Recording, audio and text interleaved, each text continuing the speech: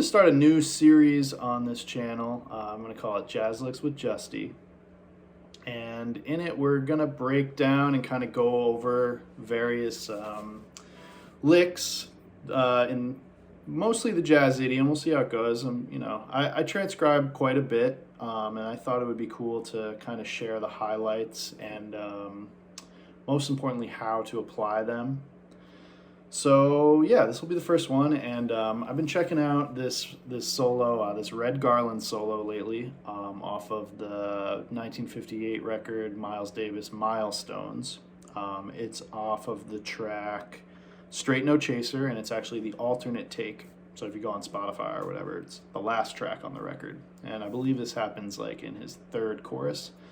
So Straight No Chaser, F blues. Pretty straightforward. Red solo in it is super killing, super swinging, kind of right down the middle in terms of outlining the changes. Lots of great stuff. But the particular lick we're going to look at is over the second to last turnaround in the blues. So, at the end of the blues, you have kind of a longer 3-6-2-5 and then a shorter 3-6-2-5. So you got...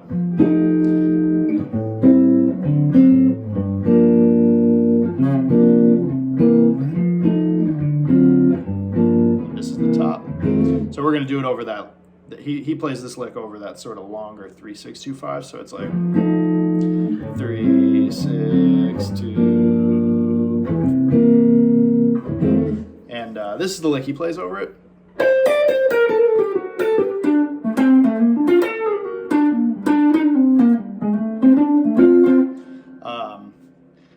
Super killing. Super swinging.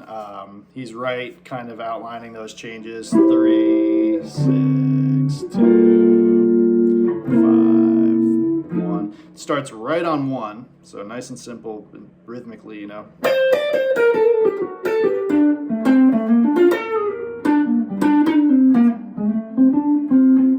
So how do you play it? So it starts right on the minor third of that A minor chord, the 3 chord. And he goes right kind of down, connecting with the D7 chord. So he's really targeting around the third. So it starts with up to D, all 8th notes.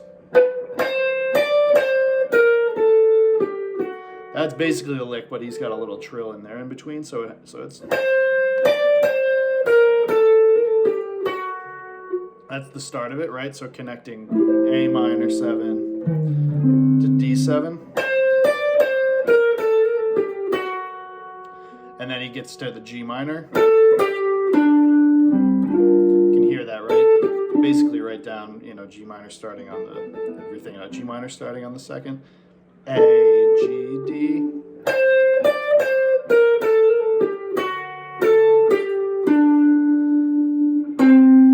Right up the G minor triad. You can triplet.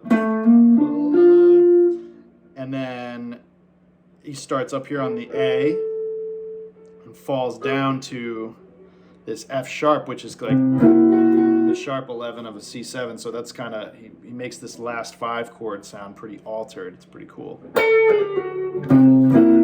all over that C7. And then back down kind of G minor. And then just sort of ties it all together.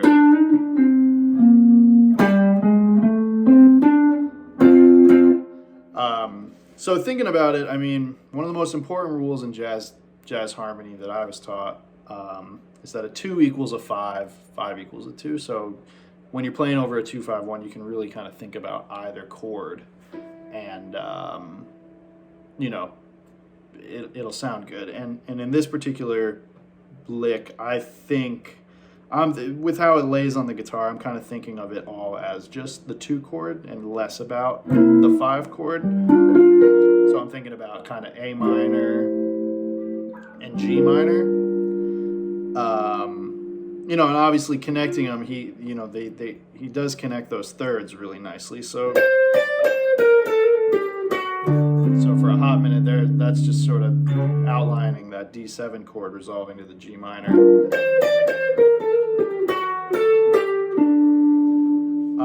And then this right up the G minor triad.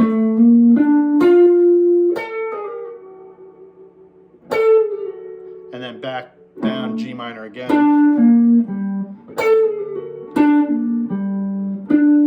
You know, and at that point it's over the C7, but you know, with how it falls on the guitar, I'm still kind of just thinking G minor.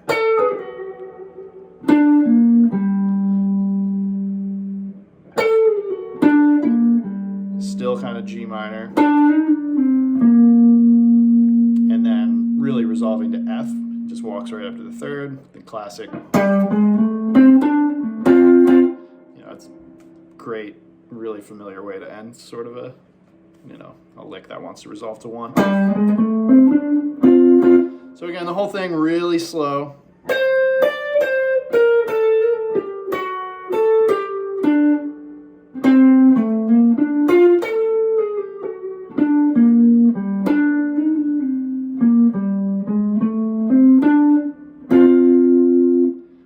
I think you should practice it in octaves too. It sounds great down here.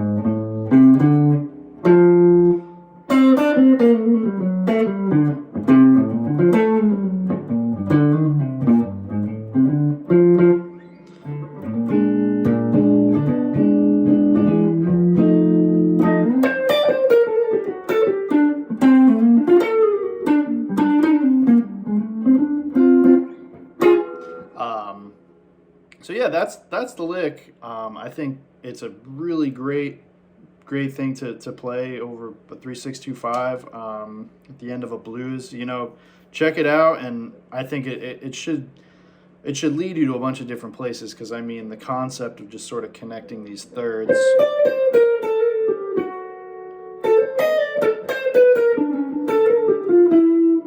You know, you can go plenty of different places with this lick. Don't just learn it and have that be like the end of the day, you know. Check it out.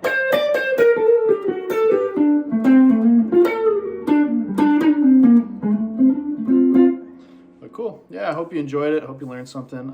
Make sure you like and subscribe below. Drop any questions you might have in the comments. Would love to hear from you. Hoping to keep doing a bunch of these. You know, if you guys like it, let me know. And we'll see you next time. Thank you so much.